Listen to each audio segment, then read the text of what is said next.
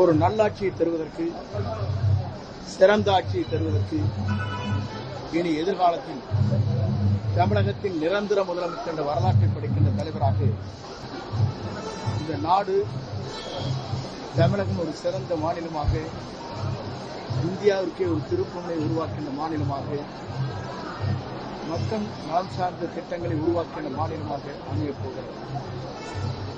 குறிப்பாக அவருடைய ஒவ்வொரு நாட்களும் அறிவிக்கப்படுகிற திட்டங்கள் அனைத்தும்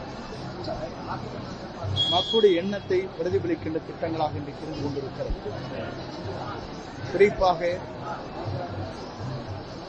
200 யூனிட் மின்சாரம் தருகிறேன் என்று அறிவித்த அறிவிப்பு, பெண்களை பாதுகாப்பதற்கு முழுமையான முறையில் ஒரு திட்டத்தை அறிவித்து அதன் மூலமாக தமிழகத்திலே பெண்களுக்கு முழு பாதுகாப்பு அளிக்கிற திட்டம், சிறிய குழந்தைகள் போதையிலே அடிமையாகக்கூடாது என்ற முறையில் அதை பாதுகாக்கிற திட்டம், எல்லோரும் விரும்பியதைப் போல ஆலயங்கள், பள்ளிகள், பேருந்து நிலையங்களில் இருக்கிற மதுக்கடையை அகற்றுதல் போன்ற பல்வேறு திட்டங்களை நீங்கள் கூர்ந்து வெளிக்கின்ற போது நாளொரு மேனியும் பொழுது மூலமாக மக்களுடைய நலப்பணிகளை, எண்ணங்களை பிரதிபலிக்கிற திட்டங்களாக இன்றைக்கு சென்று கொண்டிருக்கிறது. மக்களை வியத்து பாராட்டுகின்ற அளவுக்கு அவருடைய அனைத்து திட்டங்கள் இன்றைக்கு பாராட்டுகின்ற அளவுக்கு இன்றைக்கு அமைந்திருக்கிற இந்த காட்சி இன்றைக்கு காணப்படுகிறது.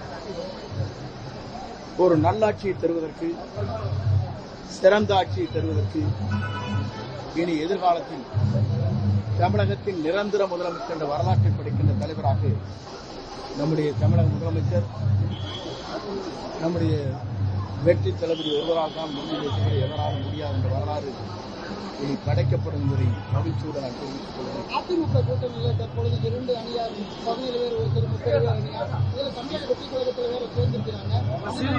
வேலுமணி எல்லாம் ஜெயலலிதாவுடைய சமாதிக்கு போயிருக்காங்க. பொதுவாக